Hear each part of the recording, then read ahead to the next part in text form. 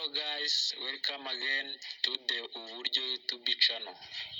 Reka twongere tubahe ikaze aho muherereye hirya no hino ku isi mukurikirana ibiganiro bica ku Buryo TV.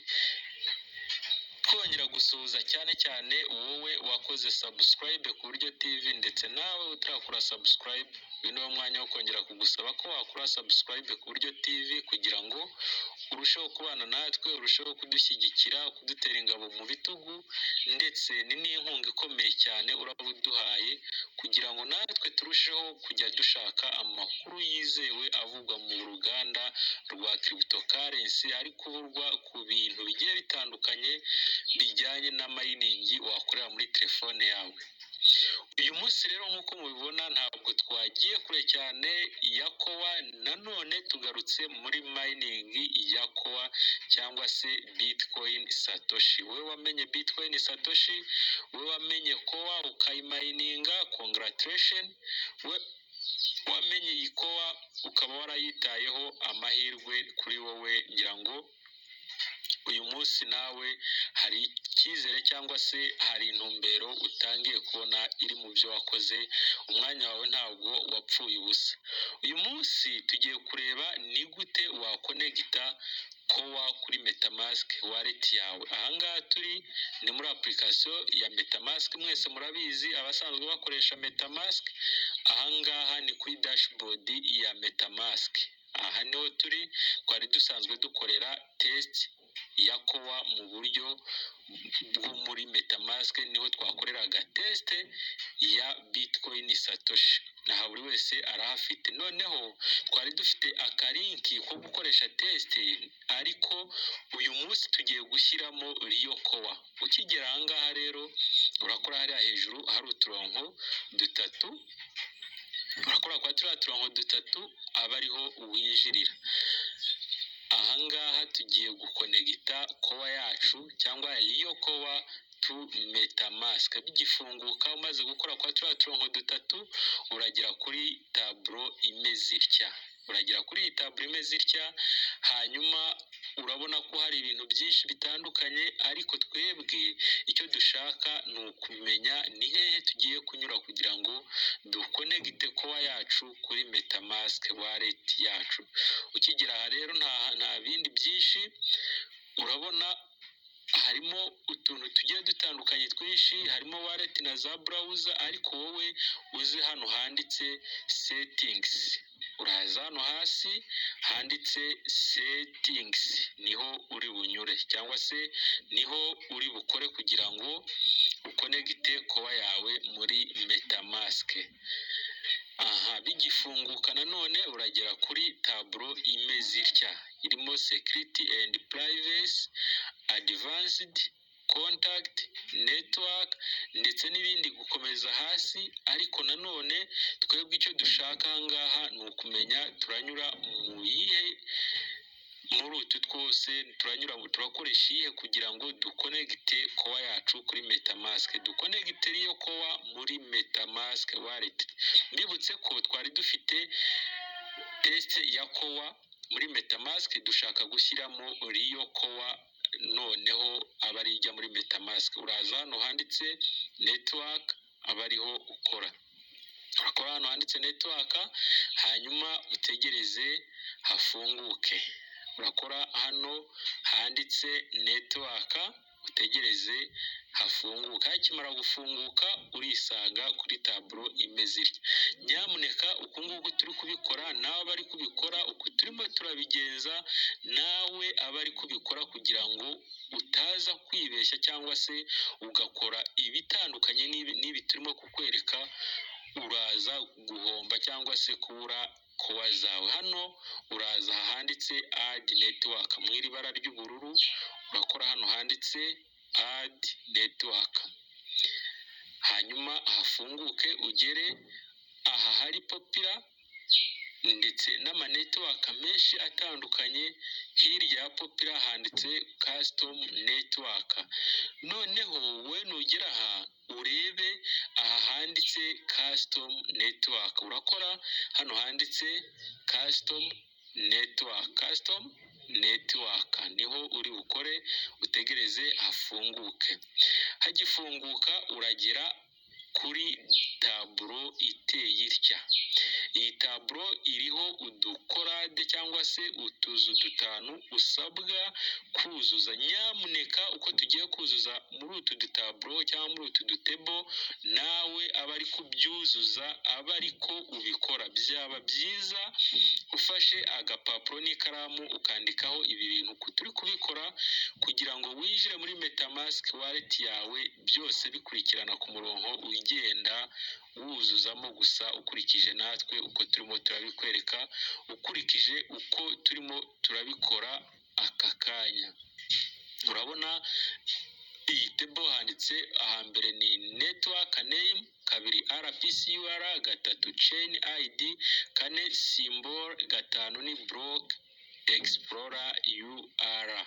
Ahangaha niho tugiye kuzuza ibisabwa cyangwa se ibyangombwa byaho kugira ngo dukonegite iyo kowa muri MetaMask wallet yacu. Buri wese wamayininze Bitcoin Satoshi, buri wese wamenye kowa, ibi ngibi ni ihame, ni ingenzi ndetse n'itegeko kubikora, kuko nutabikora kowa zawe uzazibura.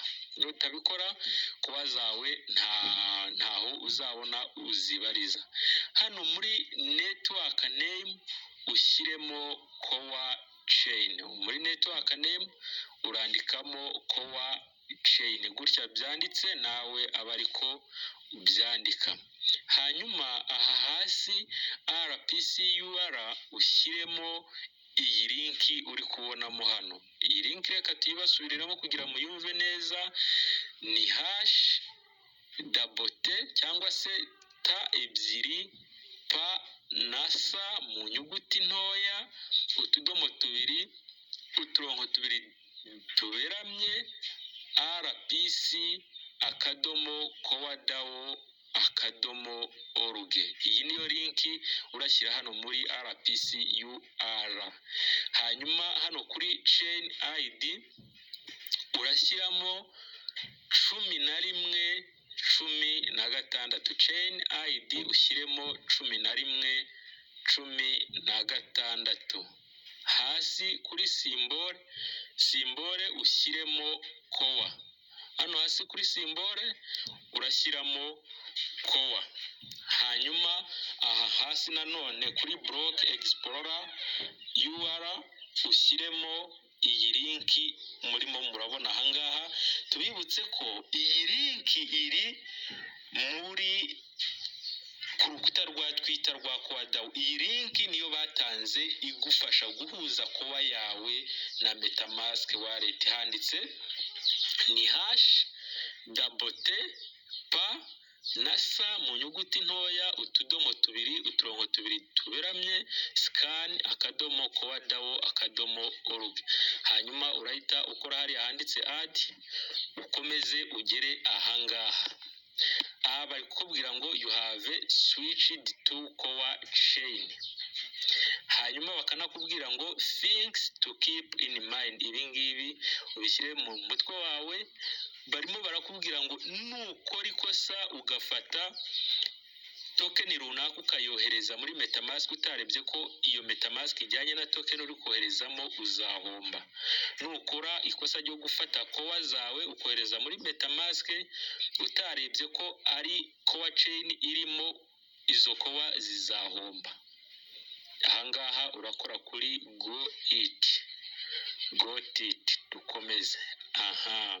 Murabona ko icyo tumaze gukora, tumaze guhuza kowa yacu na MetaMask. Iyi niyo kowa. Murabona ko handitse kowa chain. Twari dufite kowa chain testnet. Ya testnet yagiye, dushyizemo kowa chain. Hano hasi twari tuhafite amakowa yo muri test. Ngira ngo muri kubona ko uyu munsi cyangwa uyu mwanya dufiteho 0 kowa ndetse na $0.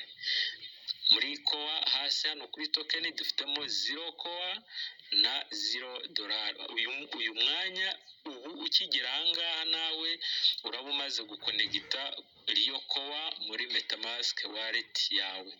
Ahangaha nuhagera uraba usoje gukonegita kowa yawe kuri MetaMask. Hanyuma nushaka gusubizamo test kugira ngo ukomeze wimenyereze, urakora hariya hejuru handitse wallet, ufungure network izi ngizi. Murabona harimo Satoshi Chain Testnet, Kowa Chain Testnet ndetse na Kowa Chain tumaze gushyiramo. Murabona ko ariyo Inavivo niyo tumaze gushyiramo yajemo. Ahangaha tugiye kureba itandukaniro riri hagati ya Satoshi Chain Testnet na Kowa Chain Testnet. Hari abantu bagiye babyibazaho cyane. Hano iyo ushyizemo Satoshi Chain Testnet, tubibutse ko aha yari muri test. Iyo washyiragamo Satoshi Chain Testnet wasangaga handitse account 1 nta kintu kiriho ku madolari. Hano kuri token hakaba handitse test, bakaguha za kowa za test umaze gukorera, bagashyiraho TB test BTCS. Bitandukanye na Kowa Chain Testnet. Aha biratandukanye kuko kuri Kowa Chain Testnet ho account 1 bahita bakubwira ingano y'amafaranga ufite. Bari kukwereka ko hano ufitemo amadolari 22,361. Kuri token hariho kowa, bakaguha kowa zawe ndetse bakanayakwereka uko azaba angana mu madolari. Iyi Kowa rero Chain Testnet niyo iri busimburwe na chain cyangwa niri busimburwe na Kowa Chain tumaze kwinjiza muri MetaMask, kuko nibamara gutanga ingano ya kowa imwe uzasanga kowa zawe baguhaye kuri balance cyangwa kuri wallet zizaba zimeze gutya ziriho, ndetse hariho n'uburyo zingana mu madolari. Iyi Kowa Chain Testnet rero urumva ko niyo isa neza na Kowa Chain. Ahangaha nubishaka urasubira hejuru hariya kuri wallet ugaruremo Kowa Chain yawe umaze gushyiramo kugira ngo utegereze niba shyiraho umunota wa nyuma cyangwa se ifirimbi ya nyuma nivuga uzahita uza muri MetaMask urebe amakowa baguhaye ndetse urebe n'ingano afite mu madolari. Ahangaha ibyo twakoraga twabisoje, yaruguhuza kuba yacu Rio Kowa kuyihuza na MetaMask wallet. Mwakoze kubana natwe, mwakoze gukurikira iyi video. Nyamuneka reka twongere tugusabe mutarakora subscribe ku Buryo TV ko wakora subscribe kugira ngo ujye urushaho kubana natwe umunsi ku wundi, ndetse nawe wakoze subscribe twongera kugusaba share, like na comment. Biba bikenewe, abari inkunga ikomeye kuri wowe, abari inkunga ikomeye cyane uduteye. Mugire ibihe byiza. Ciao.